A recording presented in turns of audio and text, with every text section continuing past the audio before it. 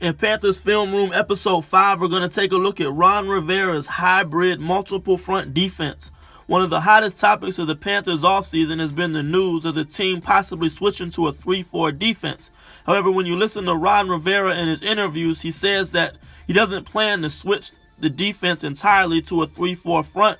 He wants to be multiple and have a multiple front hybrid defense that enables the Panthers to run multiple defensive fronts to create confusion and give offenses different looks.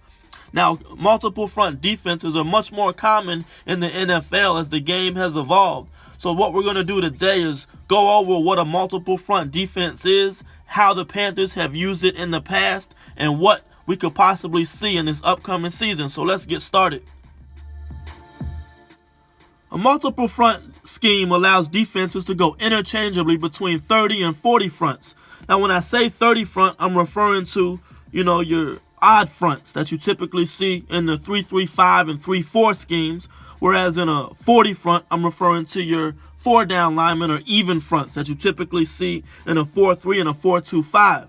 With nickel becoming the base defense in the NFL nowadays, I'll just be referring to the fronts as 30 and 40 fronts to keep it simple. But what a multiple front defense is intended to do is just create unpredictable pass pressure. Think of it as organized chaos. You want offenses to come to the line of scrimmage and they're not going to know who's rushing and who's dropping in the coverage. It gives you zone blitz flexibility. Ron Rivera coming from Jen Johnson's, Philadelphia Eagles zone blitz scheme, that's what his defense is based on, attacking style zone blitz defense, And with this multiple fronts, it'll allow him more flexibility in his blitz schemes. He can rush 5 from any direction and he can still drop 6 in the coverage, 3 deep, 3 underneath. It allows you to control interior gaps with fewer numbers. You'll have 3 interior linemen or 3 down linemen on the field instead of 4, and you can sub out the 4th guy with a more athletic pass rusher, and this will allow you to better match up with these spread offenses, add more speed and athleticism on the field. So these are the various advantages of the multiple front defense, and being multiple allows you flexibility, depending on down and distance, to go from a 30 front to a 40 front, on rundowns and things of that sort.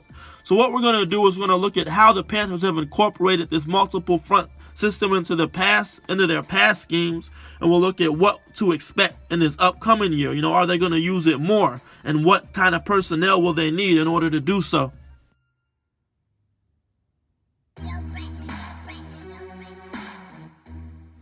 Now, before we get to the film, let's go over some defensive line terminology, since it's important to understand these various gaps and alignments in order to understand the various fronts. When we talk about gaps, you're going to start with the A gap, which refers to that gap between the center and guard. You're going to work your way out. So your B gap will be between the guard and the tackle. The C gap's between the tackle and tight end. And the edge and outside will be the D gap. As far as techniques, this refers to the defensive line alignment. When you line up over the center, you have the zero technique. Now, the zero technique can shade to either side of the center. So when you think of the zero technique, that's going to be your Don Tari Poe, or back in the older days, Star Latulele.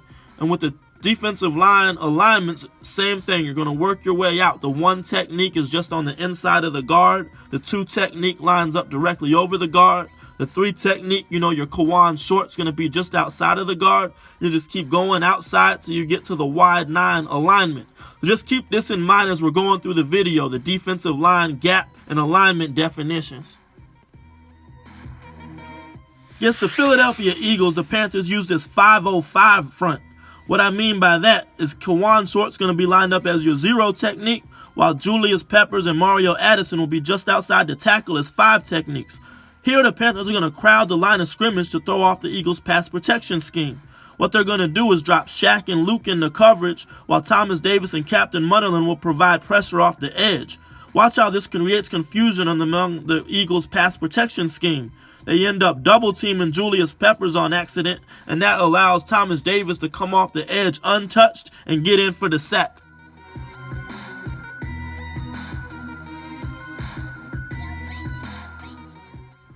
Let's take a look at another example of the Panthers using this 5-0-5 look. Against the New Orleans Saints on the Monday Nighter, as you'll see again, the Panthers are going to come out and crowd the line of scrimmage to try to create some confusion. Mario Addison and Luke Kuechly are showing blitz through the A-gap. What they're going to do is drop into coverage and they'll bring Captain Munnerlyn off the corner. The Saints do a good job of picking up the blitz, but luckily Eric Reed and James Bradbury do a good job bracketing Michael Thomas and forcing the incompletion. The Panthers also used a 30 front against the Cleveland Browns, but this time they came out with a 3-0-3 look.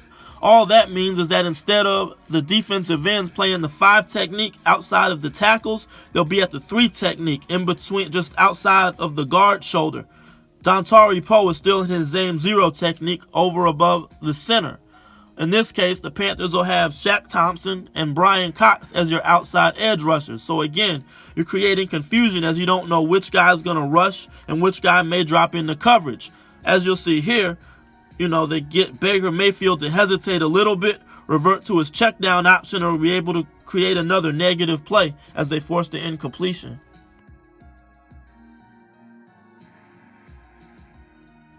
Against the New Orleans Saints, the Panthers also used the 3-0-3 front.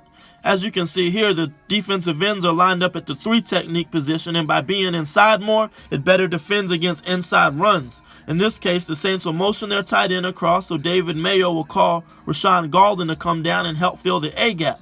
Watch Golden do a good job of taking on this guard and forcing the back to bounce the ball outside. There, Bradbury is able to slow him down and allow the pursuit to come finish up the job. On this play, the Panthers come out in an over front. What that means is that the defensive end towards the strong side of the formation will play at the 3 technique, while the weak side defensive end will line up at the 5 technique. You'll also notice that the 0 technique, Dontari Poe, is playing with a slight shade. What the Saints will do here is a crosser. The Panthers appear to be in man coverage, but Captain Munnerlyn's actually going to come off the edge.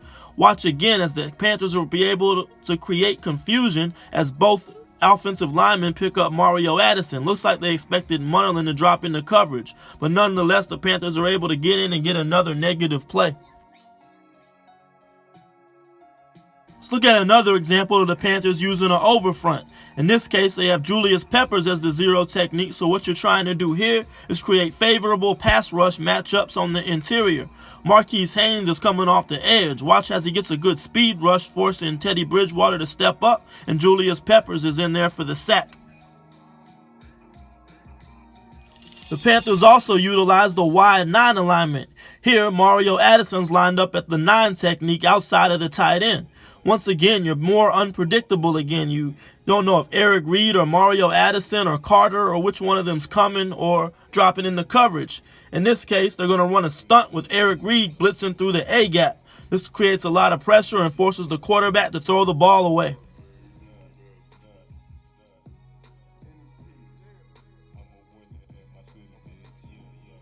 The Panthers also used the wide 9 alignment, but this time Vernon Butler was on the edge. In this case, they're going to run a stunt with Mario Addison attacking the offensive tackle and Vernon Butler looping around him through the A-gap. And Jermaine Carter is going to blitz off the edge. Watch how this blitz is able to apply more pressure and generate a quick throw, and the defense is able to get another positive play.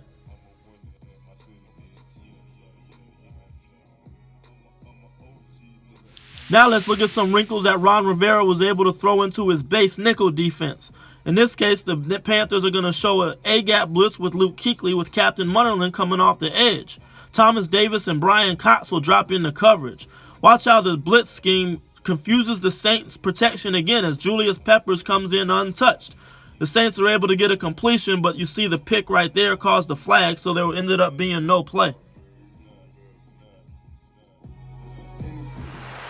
So there you have it. Obviously I couldn't cover every front and alignment the Panthers used all season long, but it just gives you a general idea that Ron Rivera is starting to evolve and he wants to use more of a hybrid multiple front defense. So when he says he's switching to a 3, so when you hear the news about the 3-4, don't think of it as we're just going to be a pure 3-4 team. I think what he means by that is that he wants to be more multiple, more flexible, just be able to find different ways to generate pressure, create negative plays, force turnovers, and get pressure on the quarterback. Some of the offseason acquisitions they've made this year, including, in particular, Bruce Irvin, really. is, he has that skill set. He can stand up off the edge. He can put his hand in the dirt and play edge. He can drop into coverage. Or maybe they use him like they use Peppers and slide him inside on some pass rush situations. So there's a lot of options here. And then we also have the draft coming up where they may look to add more pieces to better make this hybrid scheme more effective. So once again, thanks for watching. If you enjoyed this video, don't forget to press the like and subscribe button and be on the lookout for our review of the draft prospects the Panthers end up getting in this upcoming draft.